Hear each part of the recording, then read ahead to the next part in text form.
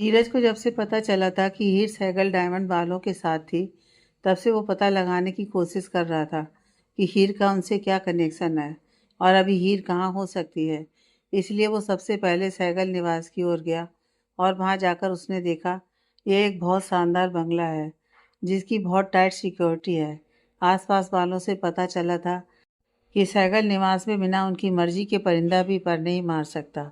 अब नीरज उलझन में फंस गया था कि अब वो हीर तक कैसे पहुंचेगा।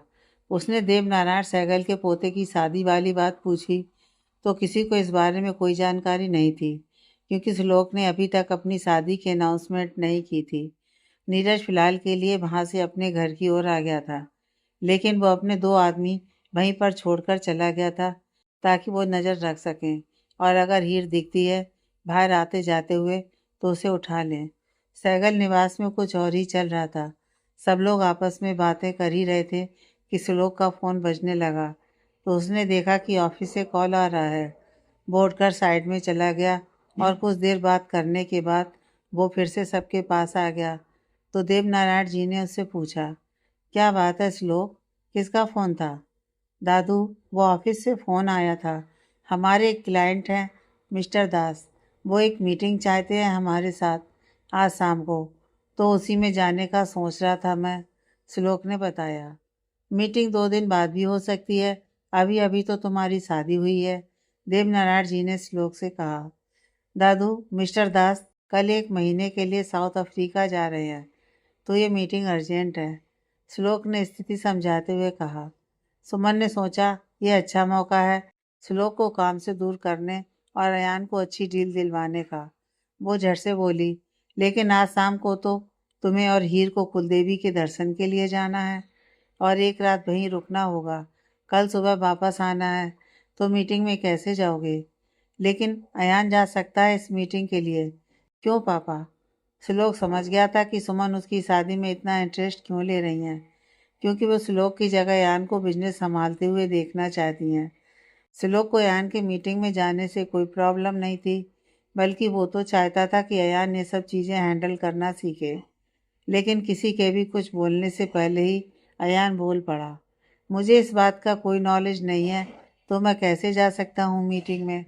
मुझे तो भाई भाभी के साथ कुलदेवी के मंदिर जाना था। इतना सुनना था कि सुमन का खून खौल गया। वो गुस्से से बोली, यह रस्म पति पत्नी के लिए होती है और तुम्हारा वहाँ कोई काम नहीं है। बिजनेस पर ध्यान दो, समझे? अयान चौंक गया था सुमन का यह रूप देखकर, क्योंकि उसकी माँ हमेशा उससे प्यार से ही पेश आती थी। अयान बेटा, तुम्हारी माँ ठीक कह रही हैं, आज की यह मीटिंग तुम ही अटेंड करोगे। और श्लोक, तुम अब पहले की तरह काम में ही मत डूबे रहना। अब तुम पर हीर की भी जिम्मेदारी है, इसलिए उसे पूरा समय देना।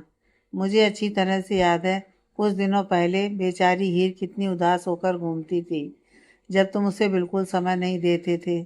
अगर उस समय मुझे ये पता होता कि हीर के बॉयफ्रेंड तुम हो, तो मैं तुम्हारी कान पकड़कर तुम्हें हीर के पास ले जाता। अब से ऐसा नहीं होना चाहिए, समझ गए? देवनारायण जी ने अपने दोनों पोतों को समझाते हुए कहा। श्लोक तो सोचने लगा कि उसने कभी हीर को समय नहीं दिया पहले, जबकि वो तो मिले ही मुश्किल से 2 बार होंगे शादी से पहले।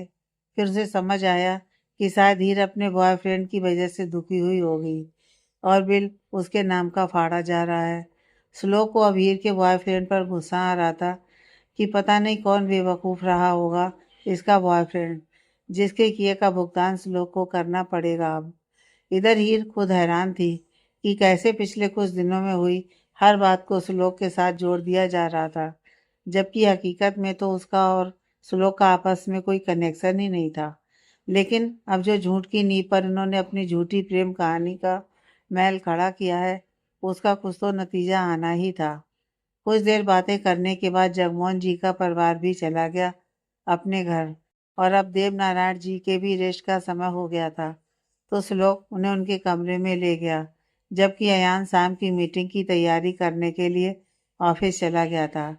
हीर भी देवनारायण जी के कमरे में ही थी और सुमन अपने कमरे में। श्लोक को कुछ ही देर में एक कॉल आ गई और वो कमरे से बाहर निकल गया। हीर को अपने पास बैठाते हुए देवनारायण जी बोले, आज तुमने मेरी झोली खुशियों से भर दी है हीर, अब मुझे कोई चिंता नहीं है। श्लोक बचपन से ही अपनों के प्यार के लिए तरसा है। मैं जानता हूँ वो तुम्हें अपने दिल की गहराई में छुपी हुई बातें अभी नहीं बता पाएगा, लेकिन तुम्हें खुद ये सब बाहर निकालना होगा। बेटा, उसका साथ कभी भी मत छोड़ना। मैं जानता हूँ श्लोक थोड़े गुस्से वाला है, लेकिन दिल का बहुत अच्छा है वो। हालात ने उसे सख्त बना दिया है। उसे भी प्यार की ज़रूरत है, और मुझे तुमसे पूरी उम्मीद है कि तुम उसे उसके हिस्से का प्यार दोगी। हीर का दिल भर आया। एक तरफ देवनारायण जी का श्लोक के लिए प्यार, जिसके कारण वो अपने पोते की खुशियाँ उससे मांग रहे थे, और दूसरी तरफ उसके दिल में बसा हुआ राघव, जिसके साथ उसने अपनी जिंदगी के सपने संजोए थे। खैर, इसमें देवनारायण जी की भी गलती नहीं थी। उनके हिसाब से तो श्लोक ही उनका प्यार है, तो उनकी मांग जायज़ थी। और अब श्लोक उसका पति है, तो उसके दिल में राघव का ख्याल भी नहीं आना चाहिए। लेकिन वो इतनी जल्दी श्लोक को उसके हक नहीं दे पाएगी, ये भी एक सच था, क्योंकि उसे खुद के दिल को मनाने के लिए समय चाहिए था। कुछ ही देर में श्लोक वापिस आ गया और बोला, दादू, अब आप रेस्ट कीजिए। मुझे भी एक ज़रूरी काम से कुछ देर के लिए जाना पड़ेगा। तुम भी थोड़ी देर रेस्ट कर लो, उसने हीर से कहा। तो हीर कमरे से बाहर निकलकर अपने कमरे में चली गई, और जब श्लोक कमरे से निकलने लगा, तो जाते हुए श्लोक के कान में उसके दादू की आवाज़ पड़ी। मिर्ची वाला हलवा खाने के बाद दोनों का ही मुंह जल रहा होगा, इसलिए दोनों अपना मुंह मीठा कर लेना। श्लोक तो हक्का बक्का रह गया था अपने दादू की बात सुनकर। जबकि देवनारायण जी मन मन मुस्कुरा रहे थे, तो श्लोक उनके पास गया और बोला, आपको कैसे पता चला? बेटा, ऐसे मिर्ची वाले हलवे तुम्हारी दादी ने बहुत बार खिलाए हैं मुझे, लेकिन शादी के दूसरे ही दिन खाने वाले तुम पहले लड़के हो। पहले ही दिन अपनी बीवी को कौन गुस्सा दिलाता है? इतनी प्यारी बच्ची है हीर, जरा प्यार से पेश आया करो उसके साथ। अब मना लेना उसे। जाओ। देवनारायण जी ने कहा, तो श्लोक मन में बोला, प्यारी नहीं, तीखी मिर्ची है वो लड़की। उससे तो दूर रहने में ही भलाई है। इधर हीर को अब गिल्ट फील हो रहा था कि घर में सभी लोग उसकी और श्लोक की कही हर बात को सच मान रहे हैं, और उन लोगों को उनसे न जाने कितनी उम्मीदें होंगी, जबकि वो दोनों हर बात पर झूठ बोल रहे हैं, दिखावा कर रहे हैं अच्छे पति पत्नी होने का। खासकर दादू की बातें सुनकर उसे ज़्यादा दुख हो रहा था। उसे श्लोक पर गुस्सा आ रहा था कि अगर वो जिद ना करता तो ये सब ना होता। श्लोक भी अपने कमरे में आ गया और देखा तो हीर कमरे में चक्कर काट रही थी। तो श्लोक बोला, कुछ प्रॉब्लम है? कुछ चाहिए? मुझे कुछ भी अच्छा नहीं लग रहा है। दादू, उन्हें हम दोनों से कितनी उम्मीदें हैं, जबकि हमारे रिश्ते का सच कुछ और ही है। ये सब गलत है। क्यों किया आपने ऐसा? सिर्फ अपने ईगो को सेटिस्फाई करने के लिए आपने मुझसे शादी कर ली? या ज़बरदस्ती की शादी, और उसके बाद झूठ पर झूठ? मुझसे नहीं हो पाएगा ये दिखावा। मैं सिर्फ दादू की खुशियों के लिए झूठ बोल गई नीचे, जबकि आज तक मैंने कभी इस तरह से झूठ नहीं बोला है। हीर ने श्लोक पर गुस्सा उतारते हुए कहा, तो मैंने क्या झूठ बोलने में पीएचडी कर रखी है? मेरी मजबूरी थी मेरे दादू की आखिरी इच्छा पूरी करना, इसलिए कर ली शादी। ईगो सेटिस्फाई जैसी बातें आती कहाँ से हैं तुम्हारे दिमाग में? मुझे क्या समझती हो तुम? श्लोक ने भी गुस्से से पूछा, और हीर के करीब पहुंच गया। आप एक नंबर के घमंडी और अड़ियल इंसान हो, हीर फिलो फिलो में बोल गई। तो श्लोक ने उसकी ओर घूर कर देखा और बोला, और तुम खुद को क्या हो? एक नंबर की तीखी मिर्ची। दादू की गलत फहमी है जो तुम्हें प्यारी बच्ची समझते हैं। उनको क्या पता कितनी खतरनाक हो तुम। एक ही दिन में मेरी जिंदगी में उथल पुथल मचा कर रख दी है तुमने। मुझे मिर्ची वाला हलवा खिला दिया, तो आपने कौन सा बख्श दिया मुझे? आपने भी तो बदला ले लिया था। देखा जाए तो शुरुआत आपने ही की थी।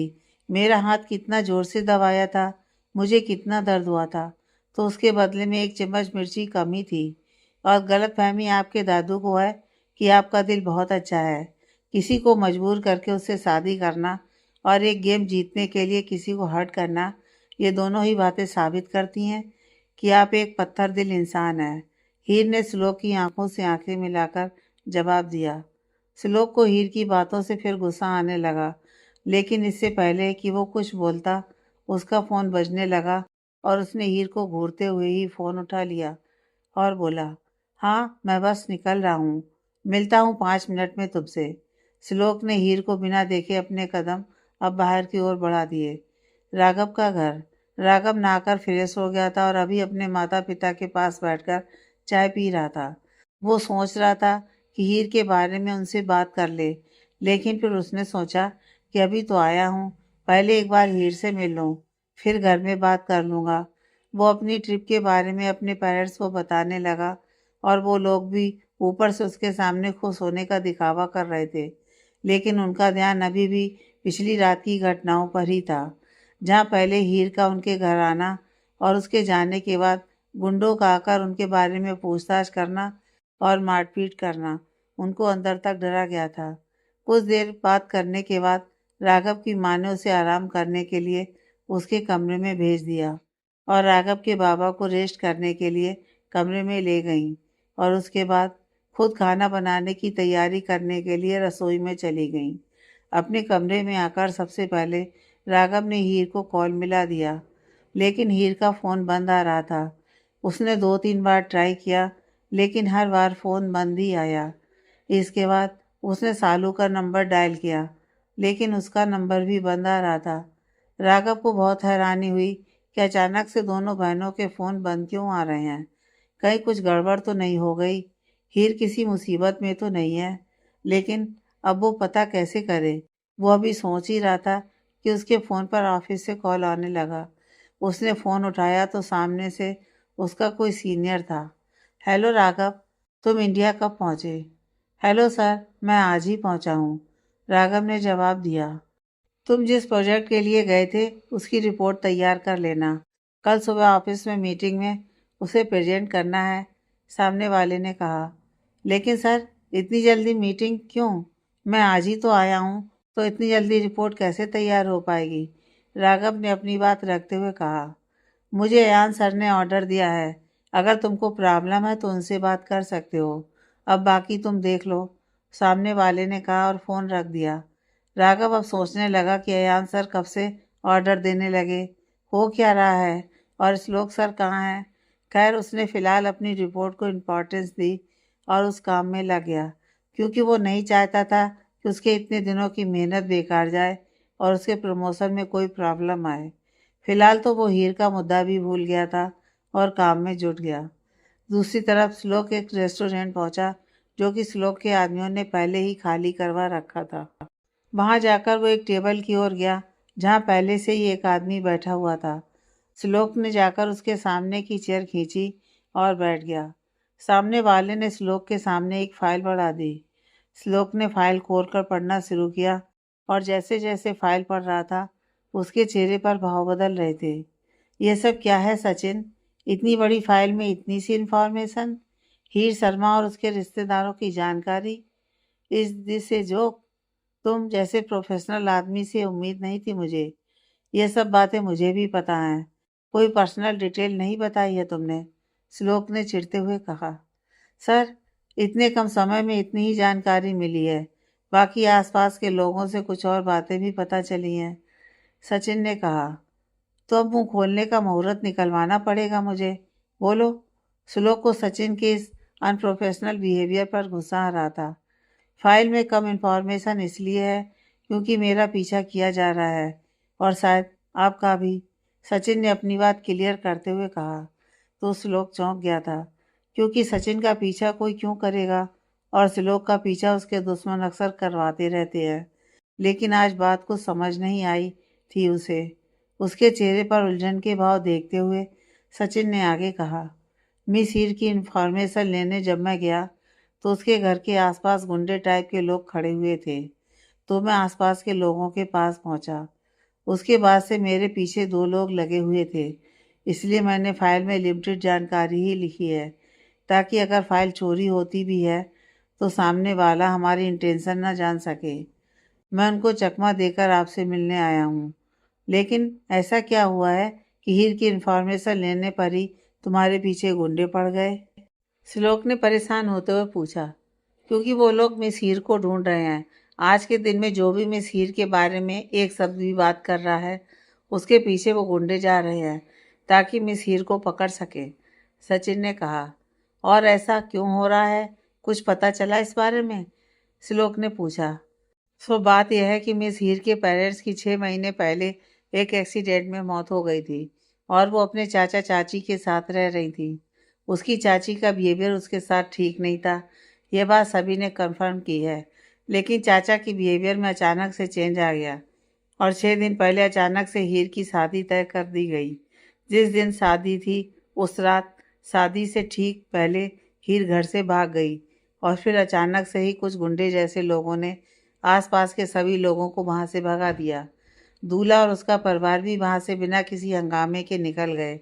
लेकिन एक और आदमी था वहां जो दूल्हे के कपड़े में था और मेरी हीर बोलकर वहां हंगामा कर रहा था। वो गुंडे भी शायद उसी के थे। उन लोगों ने हीर को ढूंढा लेकिन जब वो नहीं मिली तो वो आदमी हीर की चचेरी बहन सालू को उठाकर अपने साथ ले गया। वो आदमी कौन है मुझे इस बारे में कोई जानकारी नहीं मिली है, न ही लोगों ने उसे कभी पहले देखा है। लेकिन सालू अब भी उसके कब्जे में है और हीर के बदले सालू को बचाया जा सकता है। इसलिए हीर का चाचा आपके घर के बाहर अपने आदमी लगा चुका है। शायद उन्हें डाउट है कि मिस हीर आपके घर में है। सचिन की बात सुनकर श्लोक बहुत हैरान और इम्प्रेस दोनों ही हो गया, क्योंकि हीर के श्लोक के घर में होने की बात अभी तक किसी को भी नहीं पता थी। लेकिन इतने कम समय में ही सचिन ने इस बात का अंदाजा लगा लिया था कि हो ना हो हीर श्लोक के पास है। अब तो आपको मेरे प्रोफेशनल होने पर कोई शक नहीं है ना सर? बस मुझे एक बात ही समझ में नहीं आ रही है कि मिस हीर आपके घर में क्यों है और आपका उनसे क्या कनेक्शन है? सचिन ने श्लोक से सवाल पूछा, क्योंकि मिस हीर अब मिसेज हीर श्लोक सहगल बन चुकी हैं।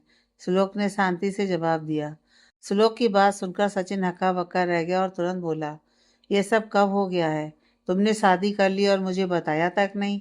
माना कि हम लोग प्रोफेशनली एक दूसरे के साथ काम करते हैं, जहाँ तुम मेरे बॉस हो, लेकिन हूँ तो मैं तुम्हारा दोस्त ही। सचिन श्लोक के कॉलेज टाइम का दोस्त था और अपने स्पेशल स्किल की वजह से वो श्लोक के लिए काम करता था। क्योंकि श्लोक एक नामचीन हस्ती था और उसके कई दुश्मन बन गए थे, इसलिए उनके बारे में सारी जानकारी निकालने का काम सचिन किया करता था। दोनों हमेशा एक दूसरे से प्रोफेशनली ही बात करते थे, लेकिन श्लोक अपने दिल की बातें सचिन से शेयर कर लिया करता था कभी कभी। सब कुछ अचानक से हुआ है, कल ही हुई है शादी और वो भी हॉस्पिटल में। श्लोक ने उसे जवाब दिया। हॉस्पिटल में शादी? बात कुछ समझ नहीं आई। सचिन ने हैरानी के साथ पूछा। फिर श्लोक ने सचिन को अपने दादू की बीमारी होने से लेकर कल रात तक की सारी बात बता दी, कि कैसे वो अपने दादू की आखिरी इच्छा पूरी करने के लिए आस्था से शादी करना चाहता था और आखिरी मौके पर उसने श्लोक को धोखा दे दिया और फिर हीर का उससे मिलना और श्लोक का उसे शादी के लिए मजबूर करना और फिर शादी। मतलब कि गुस्से में आकर तूने एक अनजान लड़की से शादी कर ली, वो भी बिना उसकी मर्जी के। यार, तू उस समय थोड़ा पता कर लेता तो आज ये गुंडों वाली मुसीबत गले में ना पड़ती। न जाने इस लड़की ने क्या कांड किया है जो इतना हंगामा हुआ है। सचिन ने सारी बातें जानने के बाद कहा। पहली बात तो ये कि श्लोक सहगल किसी से डरता नहीं है, इसलिए मुझे उन गुंडों से फर्क नहीं पड़ता। मैं इतना कैपेबल हूँ कि अपनी और अपनी फैमिली की सेफ्टी का ख्याल रख सकूँ। दूसरी बात, मैं ये मान ही नहीं सकता कि हीर ने कोई कांड किया है। उसकी जबरन शादी करवाई जा रही थी, यह कांड है और उसके खिलाफ साजिश रची गई थी। लेकिन क्यों, यह मुझे जानना है। श्लोक ने कहा। एक ही रात में तो इतना जान गया है हीर को? ऐसा क्या जादू चला दिया हीर ने कि श्लोक बाबू आप इतने फिदा हो गए हैं? सचिन ने मजे लेते हुए कहा।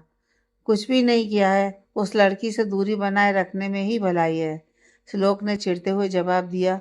तो सचिन कंफ्यूज हो गया और बोला, ये क्या बात हुई? एक तरफ बोलता है कि वो लड़की कोई कांड नहीं कर सकती और दूसरी तरफ कहता है कि उसे दूर रहने में ही भलाई है।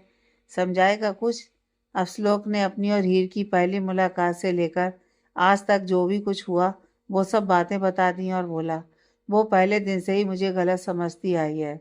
उसका और मेरा रिश्ता टॉम एंड जेरी वाला है। फिलहाल इसलिए दूरी ही ठीक है, लेकिन उसको इतना तो जान गया हूँ मैं कि वो खुद को बचाने के लिए अपनी शादी से भागी थी। असली गलती उस आदमी की है जिसने हीर से शादी करनी चाहिए और हीर के बदले उसकी बहन को उठाकर ले गया। ये दो दूल्हों वाली बात मेरे दिमाग में खटक रही है कि जिससे हीर की शादी होने वाली थी उसके अलावा कोई दूसरा आदमी क्यों दूल्हे जैसे कपड़े में था, और कहीं ना कहीं हीर के चाचा चाची का भी हाथ है इस साजिश में। वो तो ठीक है, लेकिन अब आगे क्या? कब तक टॉम एंड जेरी वाला हिसाब चलेगा?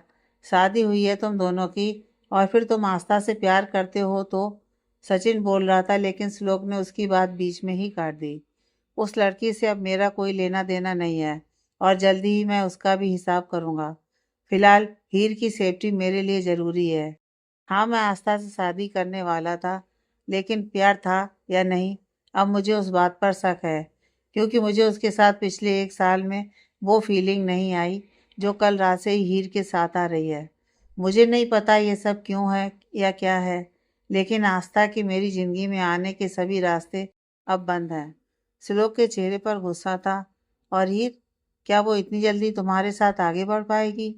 क्योंकि जैसा तुम दोनों का पुराना हिसाब रहा है, उसके मन में तुम्हारे लिए फिलहाल तो कोई जगह नहीं दिखाई देती मुझे तो। सचिन ने श्लोक से पूछा। मैं जानता हूँ हीर के दिल में भी कोई और है, इसलिए मैंने तुम्हें उसके बारे में पता करने के लिए कहा, जिसके बारे में तुमने अभी तक कुछ भी नहीं बताया है। श्लोक ने भी बदले में सवाल ही कर दिया। क्या हीर किसी और को चाहती है? लेकिन इस बारे में कोई जानकारी नहीं मिली है मुझे। सब लोगों ने उसे एक संस्कारी और घरेलू लड़की ही बताया है। किसी ने उसे कभी किसी लड़के के साथ घूमते हुए नहीं देखा है, इसलिए इस बारे में क्या बताता मैं तुम्हें? सचिन ने हैरत से जवाब दिया। श्लोक को न जाने क्यों यह बात सुनकर बहुत खुशी हुई कि हीर का कोई बॉयफ्रेंड नहीं है, लेकिन फिर उसे सुबह वाली बात याद आ गई। लेकिन आज उसने खुद मुझसे कहा कि वो जिससे प्यार करती है उसके पास किस्मत ने नहीं जाने दिया, तो अब किसी और के पास जाने की कोई इच्छा नहीं है उसके दिल में। श्लोक ने कहा। ओहो, तुम भी कमाल करते हो यार। हीर की जिससे शादी होने वाली थी, हो सकता है वो उसके बारे में बात कर रही हो सकता है दूसरे दूल्हे वाली साजिश उसके सामने आ गई हो और वो भाग गई हो शादी से। वैसे भी हीर के बारे में जितना पता चला है, उस हिसाब से वो पूरी भारतीय संस्कारों वाली लड़की है, और ऐसी लड़कियां उन्हीं को दिल में बसा लेती हैं जिनसे घर वाले उनका रिश्ता जोड़ दें। उसका कोई बॉयफ्रेंड नहीं है, तुम निश्चिंत हो जाओ, सचिन ने उसे समझाते हुए कहा। सिलोक को भी यह बात ठीक लगी। उसने मन में सोचा, ये तीखी मिर्ची मुझे चढ़ाने के लिए कुछ भी कर सकती है, इसलिए वो सब बोल रही थी सुबह। कहाँ खो गए मेरे भाई? सचिन ने श्लोक को अपनी सोच में गुम होते हुए देखा तो पूछा। अब आगे क्या करना है? उस आदमी का पता लगाओ जो सालू को लेकर गया है। हमें कैसे भी करके सालू को बचाना होगा, श्लोक ने कहा। मैं अपने सारे सोर्स लगा चुका हूँ और मुझे कहीं भी कामयाबी नहीं मिल रही है। हीर के चाचा अब हीर को पकड़ना चाहते हैं ताकि उसके बदले में सालू को ला सके, सचिन ने बताया। मेरे होते हुए कोई हीर को हाथ भी नहीं लगा पाएगा। हीर तक पहुंचने के लिए उन लोगों को इस लोक सहगल का सामना करना पड़ेगा।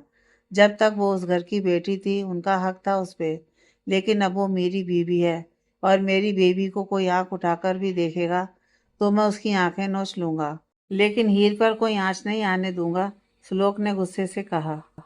श्लोक की अब तक की बात सुनकर सचिन को समझ आ गया था कि श्लोक के दिल में हीर को लेकर कुछ तो फीलिंग्स है।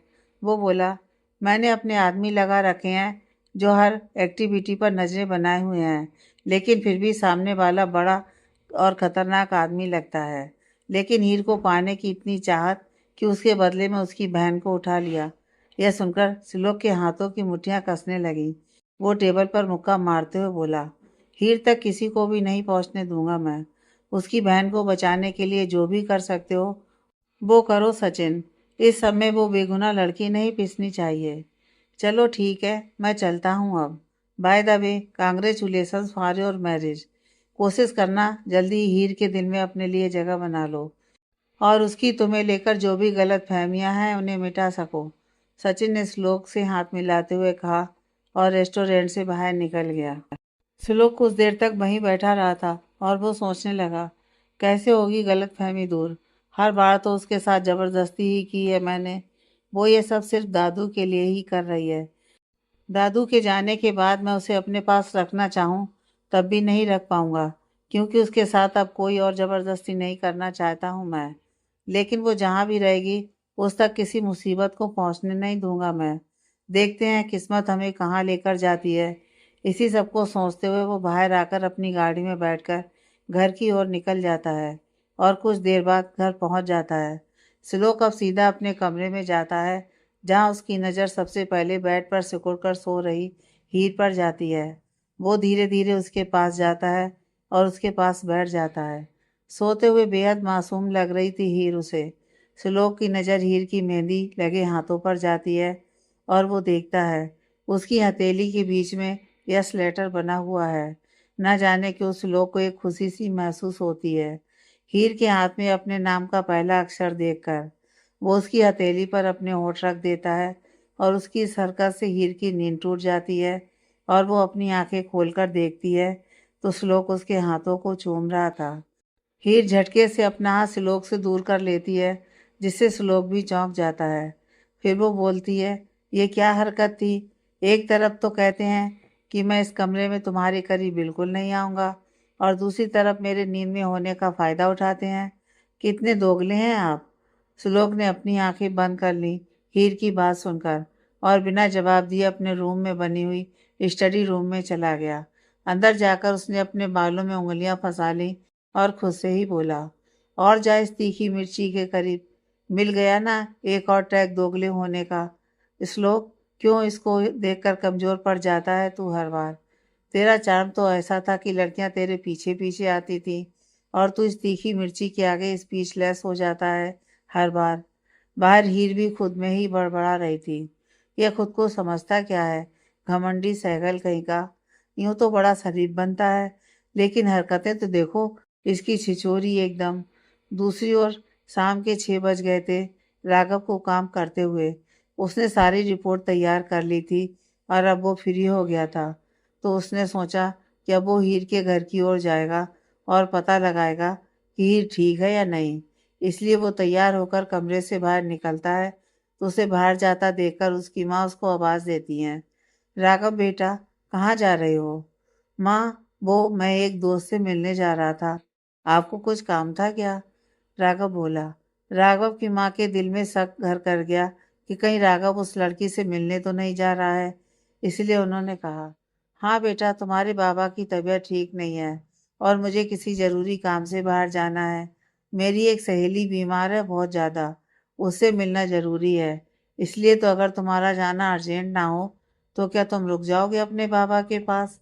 राघव का दिल तो हीर से मिलने को बेचैन था, लेकिन वो अपने बेटे होने का फर्ज से भी पीछे नहीं हटना चाहता था। इसलिए वो ना चाहते हुए भी घर पर ही रुक गया। उसकी माँ अपनी एक सहेली के घर जाकर बैठ गई और उनका फिलहाल वहाँ से 2-3 घंटे तक वापस आने का कोई इरादा नहीं था। सहगल निवास। शाम हो गई थी और अब हीर और श्लोक को कुलदेवी के मंदिर के लिए निकलना था। श्लोक ने यहाँ से जाने से लेकर वहाँ रुकने और वहाँ से वापस आने तक की सिक्योरिटी की सारी व्यवस्था पहले ही कर ली थी। वो हीर की सुरक्षा में बिल्कुल भी कोताही नहीं बरतने वाला था। ऊपर कमरे में हीर रेडी हो रही थी। श्लोक ने अपने डिजाइनर से हीर के लिए एक से बढ़कर एक बहुत सारे ड्रेस मंगवा दिए थे। फिलहाल हीर ने एक हरे रंग की सिल्की साड़ी पहनी हुई थी और खूबसूरती से तो उसे ऊपर वाले ने वैसे ही बहुत नवाजा था। इन शॉर्ट, श्लोक की धड़कनों को बढ़ाने की तैयारी की गई थी, जिससे हीर खुद ही अनजान है। इधर सुमन अपने कमरे में थी और अपने फ़ोन में आई हुई हीर की डिटेल को ध्यान से पढ़ रही थी, जो कि उसे उसके खबरी रमेश ने भेजी थी। सुमन ने उसे कल रात को ही इस काम में लगा दिया था। रमेश ने काफ़ी डिटेल सचिन के बराबर ही दी थी, लेकिन इस डिटेल में सालू का गायब होना और नीरज का हीर के पीछे अपने आदमियों को लगाना शामिल नहीं था। इसमें सिर्फ इतना लिखा हुआ था कि हीर अपने घर से भाग गई थी, वो भी शादी वाली रात। आखिर चल क्या रहा है ये सब? श्लोक को आस्था से शादी करनी थी और वो मैंने होने नहीं दी। फिर वो अचानक से इस लड़की को उठा लाया और ये लड़की भी अपनी शादी से भाग गई। क्या यह सच में श्लोक का प्यार है, जिसने श्लोक के लिए अपने घर वालों को छोड़ दिया? लेकिन हीर ने तो कोई और ही कहानी सुनाई थी सुबह। मेरा तो दिमाग घूम रहा है। सब कुछ कितना कन्फ्यूजन से भरा हुआ है। लेकिन जो भी हो, मुझे सच का पता लगाना होगा। यह श्लोक बहुत चालाक है और इसकी किस्मत मुझसे 2 कदम आगे रहती है। एक दुल्हन को भगाया मैंने तो दूसरी दुल्हन भागते हुए आ गई इसके पास। सुमन गुस्से से भन्ना गई थी। ठाकुर की हवेली। छोटा ठाकुर अपने पिता के पास बैठा हुआ था और उसने हाथ में शराब का गिलास उठा रखा था। वो बोला, वो नीरज अभी तक नहीं लाया है उस लड़की हीर को। मुझसे अब और सब्र नहीं होता पिताजी। मैं जा रहा हूँ उस लड़की के पास जिसे मैं कल पकड़ कर लाया था। हमने हमेशा तुम्हारी हर फरमाइश पूरी की है वीरेंद्र, लेकिन ये घिनौना काम हमारी हवेली में नहीं होना चाहिए। हमारी हवेली शुद्ध ही रहनी चाहिए, बड़े ठाकुर ने कहा। ठीक है, मैं उसे हमारे हाईवे वाले फार्म हाउस में ले जाता हूँ। फिर तो कोई परेशानी नहीं है ना आपको? वीरेंद्र यानी कि छोटे ठाकुर ने कहा तो बड़े ठाकुर ने सहमति में अपना सिर हिला दिया और फिर दोनों बाप बेटे बुरी तरह से हंसने लगे। श्लोक अपने कमरे में रेडी होने के लिए जब आया तो हीर कमरे में नहीं थी। वो अब बाथरूम की ओर बढ़ गया, लेकिन जैसे ही उसने दरवाज़ा खोला तो उसकी नज़रें अपने सामने रेडी हो रही हीर पर चली गईं, जो फिलहाल अपने जूड़े को सही कर रही थी। जब उसने मिरर से श्लोक को देखा तो दोनों की नज़रें मिली। श्लोक ने अपने कदम उसकी ओर बढ़ा दिए। हीर को घबराहट हुई कि श्लोक उसकी ओर क्यों आ रहा है। जैसे ही श्लोक उसके पास पहुंचा, इतने में ही लाइट चली गई और हीर अंधेरा होने से डरकर थोड़ा आगे की ओर आई। इस समय वो श्लोक से ही टकरा गई और गिरने लगी, तो श्लोक ने उसे अपनी बाहों में थाम लिया। श्लोक का हाथ हीर की नाजुक कमर पर था और हीर ने भी खुद को बचाने के लिए श्लोक की शर्ट को अपनी मुट्ठियों में भींच रखा था। श्लोक की धड़कनों ने तो रफ्तार पकड़ ली थी कि तभी लाइट आ गई और दोनों एक दूसरे की आंखों में खोए हुए थे। श्लोक की नजरें हीर के चेहरे के एक एक नक्शे पर जा रही थी। बड़ी बड़ी आंखें जिन्हें पहली बार जब श्लोक ने करीबी से देखा था तो एक डर था उनमें, लेकिन आज श्लोक की करीबी में हीर की आंखें भी सब कुछ भूलकर खोसी गई थी। कोई इतना खूबसूरत कैसे हो सकता है? जी करता है इन आंखों में ही डूब जाऊं। तीखी नाक जिस पर गुस्सा सवार रहता है हरदम, और ये गुलाब की पंखुड़ी से होंठ। उफ, ये लड़की क्यों इतनी खास लगने लगी है? श्लोक अपनी ही सोच से बाहर आया जब उसने देखा हीर उससे कुछ कह रही है। है क्या? श्लोक का पूरी तरह से होश में आ गया जब उसने देखा कि वो अभी भी बाथरूम के डोर पर ही खड़ा हुआ है, जबकि हीर ड्रेसिंग एरिया में मिरर के आगे हाथ बांधे खड़ी हुई उससे कुछ बोल रही है। हटेंगे आप आगे से, मुझे बाहर जाना है, हीर ने थोड़ी नाराजगी से कहा। तो श्लोक समझ गया कि इतनी देर से वो सब कुछ इमेजिन कर रहा था। ना लाइट गई थी और ना ही हीर उसकी बाहों में आई थी। श्लोक ने साइड हटकर उसे बाहर जाने की जगह दे दी थी और हीर उसके पास से निकलकर बाहर चली गई। क्या हो गया है मुझे? हाँ, मैं पागल हो जाऊंगा। कितना समझा रहा हूँ खुद को, लेकिन इस दिल का क्या करूँ? समझ ही नहीं पा रहा है ये कि हीर नाम की बिजली के तार हैं वो। हाथ लगाते ही झटका लगेगा मुझे। श्लोक खुद पर ही बड़बड़ाता हुआ नहाने घुस गया। कुछ देर बाद वो रेडी होकर बाहर आया तो उसे देखकर हीर ने अपना मुंह बना लिया। तो श्लोक बोला, व्हाट, ये मुंह क्यों बनाया हुआ है? अब तो तुमसे कुछ कहा भी नहीं है मैंने। आपको कपड़े पहनने का सेंस ही नहीं है। मीटिंग में नहीं जा रहे हैं हम लोग जो बिजनेस सूट पहन लिया है आपने। कुल देवी के मंदिर जा रहे हैं, हीर ने चिढ़ते हुए कहा। सो व्हाट, मंदिर में कोट पैंट पहनकर जाना मना है क्या? श्लोक बोला। आप इतने जिद्दी क्यों हैं? चलिए मेरे साथ, अभी कपड़े चेंज कीजिए। इतना बोलकर हीर श्लोक का हाथ पकड़कर उसे फिर से ड्रेसिंग एरिया में ले गई और श्लोक भी जैसे किसी अदृश्य डोर में बंधा हुआ उसके पीछे पीछे चल पड़ा। दोनों अब अलमारी के सामने खड़े हुए थे और ही टिपिकल बीवियों की तरह श्लोक के लिए कपड़े निकाल रही थी अलमारी में से, और साथ ही साथ बड़बड़ाए जा रही थी। इतने अच्छे अच्छे कपड़े रखे हुए हैं, लेकिन नहीं, हमेशा यह ब्लैक एंड वाइट जिंदगी ही जीनी है। अरे कभी रंगीन दुनिया में भी कदम रखिए, पता चल जाएगा दुनिया कितनी हसीन है।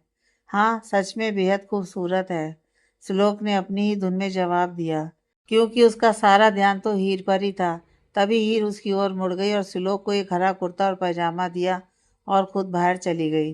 कुछ ही देर में श्लोक फिर से रेडी होकर बाहर आया और इस बार हीर की नज़रें उस पर ठहर गईं। बहुत हैंडसम लग रहा था वो। एक तो श्लोक का खुद का रंग गोरा था और उस पर से हरा रंग उस पर खूब फब रहा था। उसके लंबे चौड़े कसरती शरीर पर भारतीय परिधान उसकी पर्सनालिटी को और ज़्यादा निखार रहे थे। श्लोक ने खोई हुई हीर के चेहरे के आगे चुटकी बजाई और बोला, कहाँ खो गई मैडम? तुम्हारा ही पति हूँ, तो जितना ताड़ना हो उतना ताड़ लेना, लेकिन अभी हमें देर हो रही है, तो चलें। हीर के दिल की धड़कन तुम्हारा ही पति हूँ सुनकर तेज हो गई। उसको श्लोक का यह कहना ना जाने क्यों इस बार बुरा नहीं लगा। अब वो बिना कुछ बोले श्लोक से आगे निकलकर कमरे से बाहर आ गई। श्लोक के चेहरे पर मुस्कान आ गई। वो भी उसके साथ बाहर आ गया। दोनों को एक साथ सीढ़ियों से उतरते हुए देखकर देवनारायण जी के दिल में सुकून पसर गया। अयान भी ऑफिस से आकर मिस्टर दास के साथ होने वाली मीटिंग के लिए रेडी होकर हॉल में ही खड़ा हुआ था। जब उसने उन दोनों को देखा तो वो भी बहुत खुश हुआ, और जो खुश नहीं हुआ वो थी सुमन, जिसकी जलन पर नमक छिड़कने का काम आजकल देवनारायण जी जाने अनजाने ही कर रहे थे। जब वो ये बोले कि सुमन बेटा, श्लोक और बहू की नज़र उतार दो, बहुत अच्छे लग रहे हैं दोनों साथ में, कहीं मेरी ही नज़र ना लग जाए इन दोनों को। सुमन ने नकली मुस्कान बिखेरते हुए बस जी पापा जी इतना ही कहा और एक नौकर को इशारा किया, जो नज़र उतारने का सामान ले आया। सुमन जी ने दोनों को बैठाकर उन दोनों की नज़र उतार दी, जबकि श्लोक के मन में इस वक्त यही बात आई। दादू ने भी नज़र लगाने वाले को ही नज़र उतारने का काम दे दिया। अयान ने हीर के कंधे पर हाथ रखकर धीरे से कहा, भाभी मंदिर जाने के बाद आपके और भाई के लिए सरप्राइज़ है मेरी तरफ से। आई होप आपको पसंद आएगा। इतना बोलकर वो आंख मारकर वहाँ से मीटिंग के लिए निकल गया। श्लोक मन में, ये आन कितनी जल्दी कंफर्टेबल हो गया है इस तीखी मिर्ची के साथ। सही बोलती है ये, चार्म तो इसका भी कम नहीं है। दूसरी तरफ सचिन ने अपने सभी सोर्स लगा दिए, लेकिन वो सालू का पता नहीं लगा पाया। नीरज ने अपने एक आदमी को ठाकुर की हवेली में छोड़ रखा था ताकि सालू को भगा सके, लेकिन उस आदमी को भी कोई मौका अब तक नहीं मिल पाया था, क्योंकि सालू को बहुत ज़्यादा निगरानी में रखा गया था। इधर नीरज के बाकी आदमी श्लोक के घर के बाहर फैले हुए थे और मौके की तलाश में थे कि कब मौका मिले और वो हीर को उठाए। कुछ ही देर बाद श्लोक और हीर घर से बाहर निकले और नीरज के आदमी आगे बढ़ने को हुए, लेकिन ये क्या, श्लोक ने तो पूरी फौज लगा रखी थी, जिसकी वजह से नीरज के आदमी उन लोगों की बस एक झलक ही देख पाए। इसके बाद गाड़ियों का वो काफिला कहाँ गया वो लोग जान ही नहीं पाए। हैरानी तो हीर को भी बहुत ज़्यादा हो रही थी इतनी सिक्योरिटी देखकर, क्योंकि उसके लिए ऐसे लोगों के झुंड के बीच में चलना अजीब ही था, लेकिन वो कुछ नहीं कर सकती थी इस मामले में। उसने मन में सोचा, ये अमीर लोगों के भी अजीब ही चोचले होते हैं, कहीं भी जाओ तो अपने आगे पीछे पूरी फौज लेकर चलते हैं। इससे अच्छा तो हमारी स्कूटी थी, जिस पर मैं और सालू मज़े लेकर घूमा करते थे। सालू का ख्याल आते ही हीर की आंखें एक बार फिर से नम हो गईं। उसके दिल में आया, न जाने सालू कैसी होगी। श्लोक की नज़रें हीर के चेहरे पर आते जाते भाव पर ही थी। वो समझ गया था कि हीर को इतनी सिक्योरिटी देखकर अजीब लग रहा होगा, लेकिन श्लोक ने मन में कहा, जानता हूँ तुम्हें इस तरह की चीज़ों की आदत नहीं है, लेकिन फिर भी ज़रूरी है ये तुम्हारे लिए। तुम्हें नहीं खो सकता मैं। तभी श्लोक के फ़ोन पर सचिन का फ़ोन आया। हाँ बोलो सचिन, कुछ पता चला जो काम मैंने तुमसे कहा था दोपहर में? नहीं बॉस, अभी तक मैं कुछ भी पता नहीं लगा पाया हूँ, सचिन ने थोड़ी अधीरता से जवाब दिया। तो श्लोक गुस्से से उस पर बरस पड़ा। तुमको भी मालूम है कि मेरे लिए वो काम कितना ज़रूरी है। एक मासूम की ज़िंदगी और मौत का सवाल है। तुम कैसे नहीं पता लगा पाए अब तक? मुझे हर हाल में उस लड़की को बचाना है।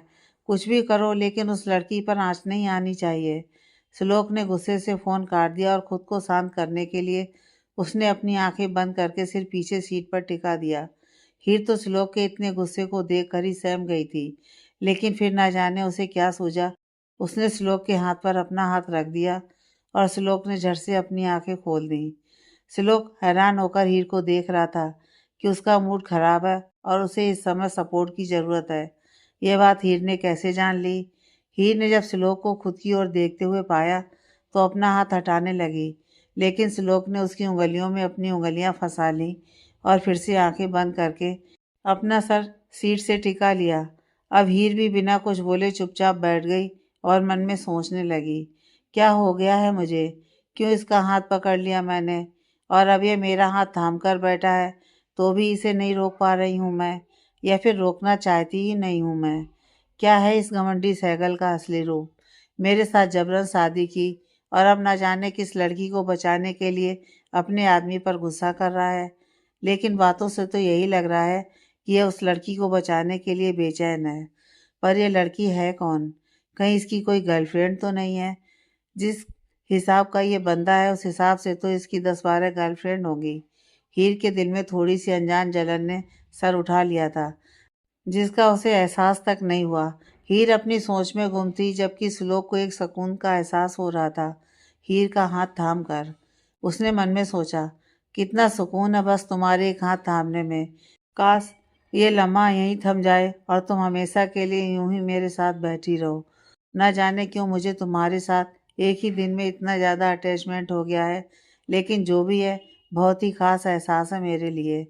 दूसरी तरफ सचिन ने अब अपने आदमियों को नीरज के पीछे लगा दिया कि कोई कुछ और करे ना करे, लेकिन नीरज अपनी बेटी को बचाने के लिए ज़रूर जाएगा। और अब वो बस नीरज के बाहर जाने का इंतज़ार कर रहा था। इधर नीरज को उसके उस आदमी ने खबर दी जिसे वो ठाकुर की हवेली में छोड़कर आया था कि सालू को पुणे हाईवे वाले फार्म हाउस ले जाने की तैयारी की जा रही है, जिसे सुनकर नीरज अपने आदमियों को लेकर उस ओर निकल गया।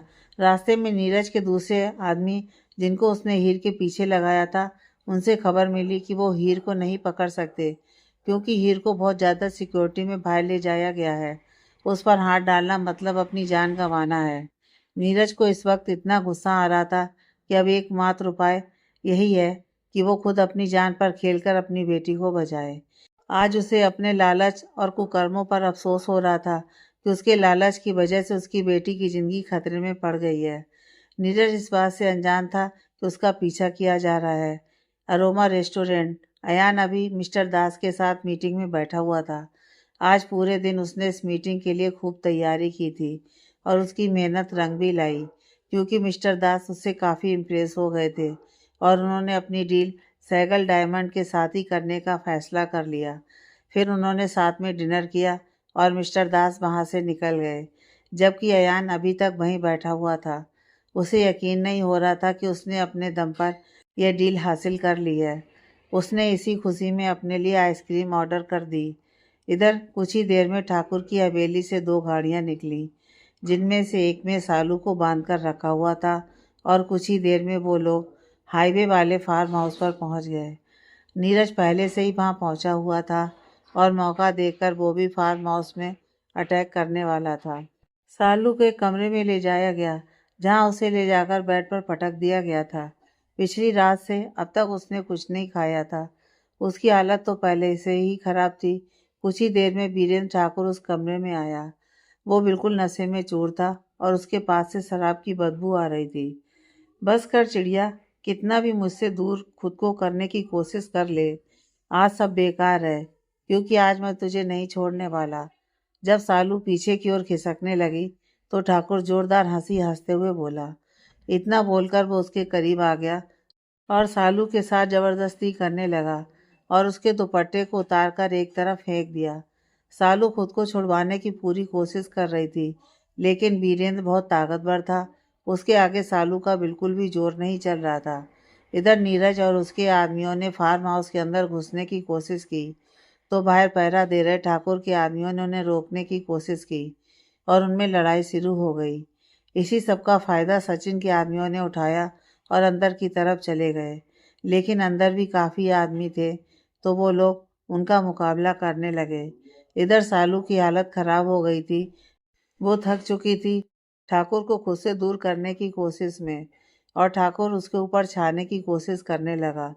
उसने जबरन सालू के गर्दन पर काट लिया और उसके साथ मनमानी करने लगा, लेकिन इससे पहले कि वो ज़्यादा आगे बढ़ पाता, नीरज ने आकर पीछे से उसे पकड़ लिया और सालू से उसे दूर कर दिया। सालू के कपड़े जगह जगह से फट गए थे और उसकी आंखों से आंसू बह रहे थे। वो एकदम से दहशत में आ गई थी। तभी उसके कानों में नीरज की आवाज़ आई, उठ बेटा, सालू खुद को संभाल, देख तेरे पापा आ गए हैं, उठ मेरी बच्ची। अपने सामने अपने पिता को देखकर सालू को और ज़्यादा रोना आ गया था, लेकिन इससे पहले कि वो अपने पिता की ओर बढ़ती, नीरज की एक जोरदार चीख निकल गई, क्योंकि बीरेंद्र ने उसकी पीठ में खंजर मार दिया था। पापा, सालू चिल्लाते हुए नीरज के पास दौड़ी, लेकिन नीरज ने उसे खुद से दूर करके बीरेंद्र का गला पकड़ लिया और सालू से बोला, भाग जा यहाँ से, खुद को बचा ले, भाग जा, तुझे मेरी कसम है। सालू अपने पिता के पास रुकना चाहती थी, लेकिन नीरज ने उसे अपनी कसम देकर वहां से भगा दिया। सालू जब कमरे से बाहर आई तो चारों ओर लोग आपस में भिड़ रहे थे। सालू जल्दी से बाहर की ओर भागी। उसके भागने के कुछ देर बाद ही बीरेंद्र कमरे से बाहर निकल कर आया और उसके हाथों पर खून लगा हुआ था और वो खुद भी थोड़ा लंगड़ाकर चल रहा था। जाहिर सी बात थी कि नीरज ने उसे रोकने की खूब कोशिश की थी, लेकिन अपनी जान देने के बावजूद भी उसे रोक नहीं पाया था और ठाकुर उसे मारकर बाहर आया था और जोर से बोला, वो लड़की बाहर की ओर भागी है, बच के ना जाने पाए। उसे पकड़कर हवेली ले आना और उसके बाप की लाश ऊपर कमरे में पड़ी है, ठिकाने लगा देना। इतना बोलकर वो वहाँ से बाहर चला गया। उसके कुछ आदमी सालू को ढूंढने के लिए निकले थे। उनके पीछे सचिन के आदमी निकल गए। सालू इतनी कमज़ोर महसूस कर रही थी खुद को कि वो ज़्यादा जल्दी भाग भी नहीं पाई। ठाकुर के आदमी उसके पीछे ही आ रहे होंगे, जल्दी उसे छुपाना होगा, यही सोचते हुए वो आगे बढ़ रही थी। उसके कदम उसका साथ नहीं दे रहे थे, ऐसा लग रहा था उसे। कुछ दूर जाने पर उसने पीछे मुड़कर देखा तो ठाकुर के आदमी उसके पीछे आ गए थे। अब वो दौड़ने की कोशिश करने लगी और किसी के दिखने पर मदद मांगने की सोचने लगी। कुछ ही दूर जाने पर उसे एक रेस्टोरेंट दिख गया जिसके आगे गाड़ियां खड़ी हुई थीं। सालू शोर बढ़ गई और जैसे ही वहां पहुंची तो एक लड़का अपनी गाड़ी में बैठने के लिए कार का दरवाज़ा खोल रहा था। सालू जल्दी से उसके पीछे जाकर उसके हाथ को पकड़ना चाहती थी, लेकिन कमजोरी की वजह से उसका सर चकरा गया और वो उस लड़के से जा टकराई। What the hell! अयान गुस्से से पलटा तो उसने नीचे गिरती हुई सालू को अपनी बाहों में थाम लिया। आगे की कहानी नेक्स्ट पार्ट में।